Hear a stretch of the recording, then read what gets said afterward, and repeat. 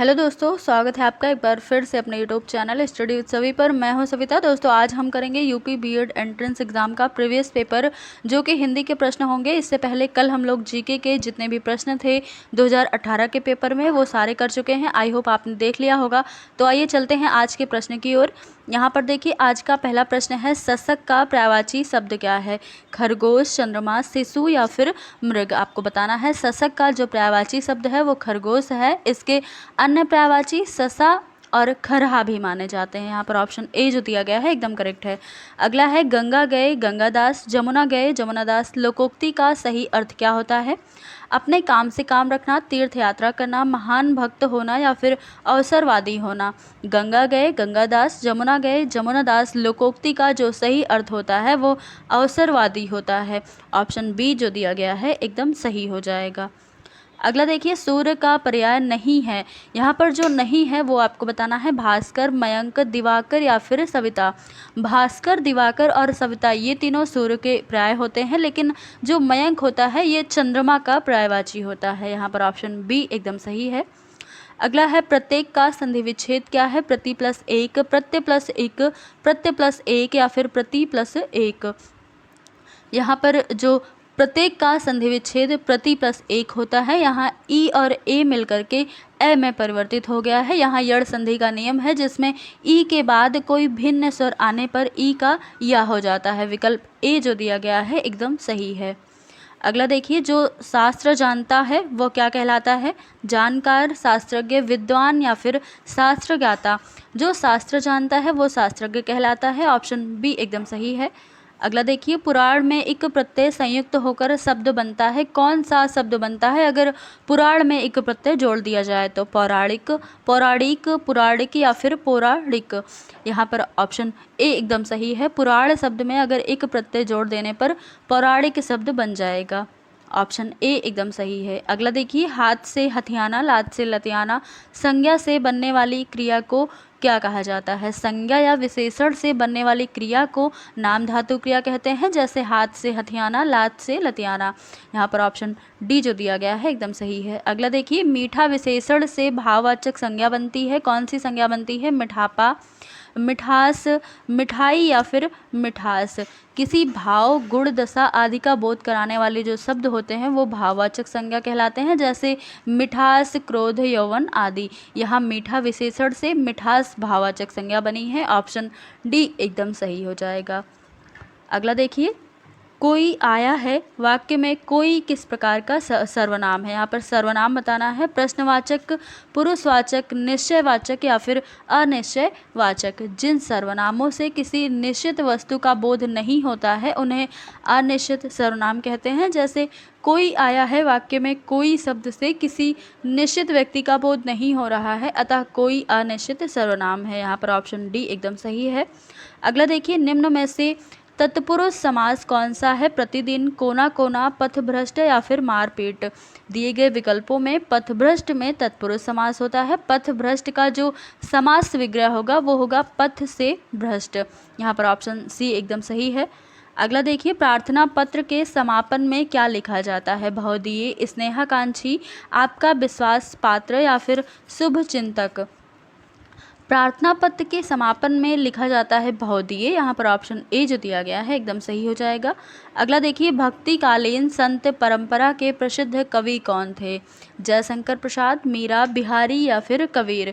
भक्तिकालीन संत परंपरा के प्रसिद्ध कवि कबीरदास जी माने जाते हैं, जबकि जयशंकर प्रसाद आधुनिक काल के, बिहारी रीतिकाल के तथा मीराबाई सगुण भक्ति परंपरा की कवियत्री मानी जाती हैं। यहाँ पर ऑप्शन डी एकदम सही है।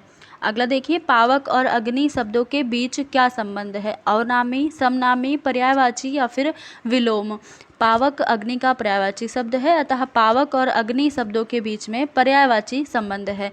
ऑप्शन सी यहाँ पर सही हो जाएगा। अगला देखिए, शोक किस रस का स्थायी भाव है? रौद्र, वात्सल्य, करुण या फिर वीर। यहाँ पर आपको बताना है स्थायी भाव शोक का कौन सा होगा। शोक करुण रस का स्थायी भाव होता है, क्योंकि जो भाव मूल रूप से सदैव हृदय में विद्यमान रहते हैं उन्हें स्थायी भाव कहते हैं। इनकी जो संख्या होती है वो 9 मानी गई है। यहाँ पर ऑप्शन सी जो दिया गया है एकदम सही हो जाएगा। अगला है वह विद्यार्थी नहीं आया वाक्य में वह कौन सा विशेषण है? सार्वनामिक विशेषण, परिमाण बोधक विशेषण, गुणवाचक विशेषण या फिर संख्यावाचक विशेषण। जो सर्वनाम शब्द संज्ञा के लिए विशेषण का काम करते हैं उन्हें सार्वनामिक विशेषण कहते हैं। जैसे वह विद्यार्थी नहीं आया, इस वाक्य में वह जो है वो सार्वनामिक विशेषण है। यहाँ पर ऑप्शन ए जो दिया है एकदम सही है। अगला है अज्ञ का पर्यायवाची यानी कि विपरीतार्थक शब्द कौन सा है, ये आपको बताना है। विज्ञ, अनज्ञ, सर्वज्ञ या फिर सदज्ञ। यहाँ पर अज्ञ का विपरीतार्थक शब्द विज्ञ हो जाएगा। ऑप्शन ए जो दिया गया है एकदम सही है। अगला देखिए, बहिरंग का विलोम क्या होता है? सौरंग, बहुरंग, सबरंग या फिर अंतरंग। बहिरंग का विलोम शब्द अंतरंग होता है। ऑप्शन डी एकदम सही है। अगला देखिए, निम्नलिखित वाक्यों में से एक में अपादान कारक की विभक्ति चिन्ह का प्रयोग हुआ है। मेज पर रखा हुआ गिलास का पानी बहुत शीतल था। दुधवा पार्क में बहुत से दर्शनीय जीव निवास करते हैं। या फिर पैरों में चलना यात्रा, समुदाय से चलना समाज तथा देश और काल से चलना इतिहास कहलाता है। ऑप्शन डी है, आकाश से गिरी एक बूंद कहीं मोती कहीं विष तो कहीं कीचड़ बनी। यहाँ पर अपादान जो कारक है वहाँ पर ऑप्शन डी जो है एकदम सही हो जाएगा। आकाश से गिरी एक बूंद कहीं मोती कहीं विष तो कहीं कीचड़ बनी। अगला देखिए, स्फूर्ति शब्द का तद्भव रूप क्या है? सुफीत, सौफीति, फूर्ति या फिर स्फीति। स्फूर्ति का तद्भव रूप फूर्ति हो जाएगा। ऑप्शन सी यहाँ पर एकदम सही है। अगला देखिए, तुरंग शब्द का पर्यायवाची शब्द है कौन सा है? ससाह, वाजी, कुरंग या फिर शार्दुल। तुरंग का पर्यायवाची शब्द वाजी है। इसके अतिरिक्त घोड़ा, अश्व, है, घटिक, सैंधव आदि भी होते हैं। ऑप्शन बी यहाँ पर एकदम सही है। अगला देखिए, निम्नांकित शब्दों में एक स्त्रीलिंग शब्द कौन सा है? रस्सा, सूत, धागा या फिर डोर। यहाँ पर आपको स्त्रीलिंग शब्द बताना है। रस्सा, सूत व धागा जो शब्द हैं ये पुल्लिंग शब्द हैं, जबकि डोर एक स्त्रीलिंग शब्द है। ऑप्शन डी यहाँ पर सही है। अगला देखिए, निम्नलिखित वाक्यों में एक में सकर्मक क्रिया का प्रयोग हुआ है। कौन से वाक्य में? लड़की सिल रही है, राम सो रहा है, मैं चला या फिर वह नहाता है। राम सो रहा है वाक्य में सकर्मक क्रिया का प्रयोग हुआ है, क्योंकि यहाँ रहना क्रिया के साथ सोना कर्म भी, अतः विकल्प बी जो दिया है एकदम सही हो जाएगा। अगला देखिए, हिंदी दिवस मनाने की तिथि क्या है? 14 सितंबर, 26 जनवरी, 14 अगस्त या फिर 14 नवंबर। हिंदी दिवस मनाने की तिथि 14 सितंबर है। ऑप्शन ए यहाँ पर एकदम सही है। अगला देखिए, जैसा करोगे वैसा भरोगे में कौन सा सर्वनाम है?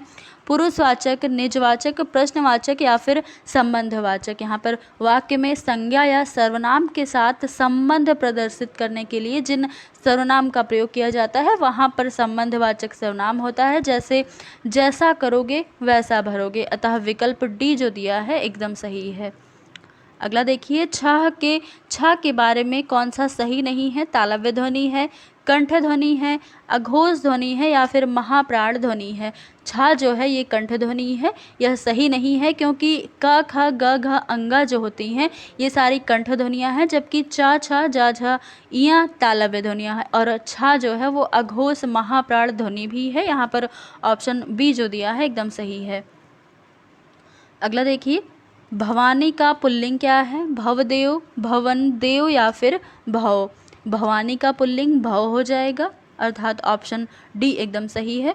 अगला देखिए, उत्पत्ति की दृष्टि से हिंदी शब्द समूह को कितने वर्गों में बांटा जाता है? 5, 3, 4 या फिर 2। उत्पत्ति की दृष्टि से हिंदी शब्द समूह को 5 वर्गों में बांटा जाता है। कौन कौन से हैं ये भी देख लीजिए। तत्सम, तद्भव, देशज और विदेशी और संकरी, ये 5 शब्द होते हैं जो कि उत्पत्ति की दृष्टि से हिंदी शब्द समूह को बांटा गया है। ऑप्शन जो यहाँ पर दिया गया है ए या एकदम सही हो जाएगा। अगला देखिए, जो कठिनाई से प्राप्त किया जा सके शब्द समूह के लिए एक शब्द कौन सा है? दुर्बोध, दुर्गम, दुर्लभ या फिर दुसाध्य। जो कठिनाई से प्राप्त किया गया हो वो शब्द समूह के लिए एक शब्द दुर्लभ हो जाएगा। ऑप्शन सी यहाँ पर एकदम सही है। अगला देखिए, वे शब्द जो विभिन्न पदों, वाक्यों अथवा वाक्य खंडों को जोड़ते हैं क्या कहलाते हैं? सर्वनाम, विस्मयादि बोधक, समुच्चय बोधक या फिर संबंध बोधक। वे शब्द जो विभिन्न पदों, वाक्यों अथवा वाक्य खंडों को जोड़ते हैं वो समुच्चय बोधक कहलाते हैं, अर्थात ऑप्शन सी जो दिया है एकदम सही है। किस वर्ग के व्यंजन अंतःस्थ व्यंजन कहलाते हैं? चा वर्ग के, टा वर्ग के, का वर्ग के या फिर या वर्ग के। या वर्ग के व्यंजन अंतःस्थ व्यंजन है, अतः विकल्प डी सही है। य, र, ला, व जो होते हैं वे अंतःस्थ व्यंजन होते हैं। ऑप्शन डी यहाँ पर एकदम सही हो जाएगा। अगला है, निम्नांकित में कौन सा शब्द भाववाचक संज्ञा नहीं है? अस्तित्व, थकावट, बेईमान या फिर हरियाली। अस्तित्व, थकावट और हरियाली तीनों शब्द भाववाचक संज्ञा हैं, जबकि बेईमान शब्द जो है ये विशेषण शब्द है, अतः विकल्प सी जो दिया गया है एकदम सही है। अगला है, निम्नांकित में से कौन सा शब्द गुणवाचक विशेषण नहीं है? बहुत, नरम, ईमानदार या फिर सुगंधित। नरम, ईमानदार, सुगंधित तीनों गुणवाचक शब्द हैं, क्योंकि जो शब्द संज्ञा या सर्वनाम के गुण अथवा दोष का बोध कराते हैं उन्हें ही गुणवाचक विशेषण कहते हैं, जबकि बहुत शब्द प्रविशेषण है, अतः जो विकल्प ए दिया है एकदम सही हो जाएगा। अगला देखिए, निम्नांकित में कौन सा शब्द अग्नि शब्द का पर्याय नहीं है? पावक, वही, अनल या फिर अमी। अग्नि शब्द के पर्यायवाची पावक, वही तथा अनल होते हैं, अतः अमी जो शब्द है ये अग्नि का पर्यायवाची नहीं है। यहाँ पर ऑप्शन डी एकदम सही है। अगला देखिए, सूत शब्द का तत्सम क्या है? पीटना, धागा, सूत्र या फिर नीच। सूत शब्द का तत्सम होता है सूत्र। यहाँ पर ऑप्शन सी एकदम सही है। आध्यात्मिक शब्द विलोम है, आत्मा से परे। आध्यात्मिक, आत्मिक या फिर भौतिक, ये आपको बताना है। आध्यात्मिक जो शब्द है इसका विलोम भौतिक होता है। यहाँ पर ऑप्शन डी जो दिया है एकदम सही हो जाएगा। अगला देखिए, रिक्त स्थान की पूर्ति करना है। कभी भी अपने मित्र की उन्नति पर डैश ना करो, वैराग्य ना करो, अहंकार ना करो, द्वेष ना करो या फिर ईर्ष्या ना करो। कौन सा यहाँ पर विकल्प हो जाएगा ये आपको बताना है। कभी भी अपने मित्र की उन्नति पर ईर्ष्या ना करो, अर्थात रिक्त स्थान में ईर्ष्या शब्द आ जाएगा। ऑप्शन डी जो यहाँ पर है ये एकदम सही है। अगला देखिए, कौन सा शब्द का शुद्ध रूप है? उज्ज्वल, उज्ज्वल, उज्ज्वल या फिर उज्ज्वल।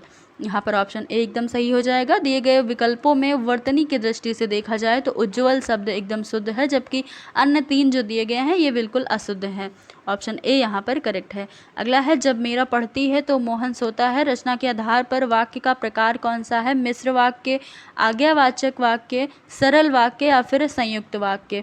वे शब्द जिनमें एक साधारण वाक्य हो तथा एक अधीन या फिर आश्रित हो, दूसरा उपवाक्य हो, वो वाक्य मिश्र वाक्य कहलाते हैं। जैसे जब मीरा पढ़ती है तो मोहन सोता है, वाक्य में मीरा पढ़ती है प्रधान उपवाक्य हो गया तथा मोहन सोता है आश्रित उपवाक्य। इसी पर वो आश्रित है, इसलिए यहाँ पर ऑप्शन ए जो दिया गया है एकदम सही है।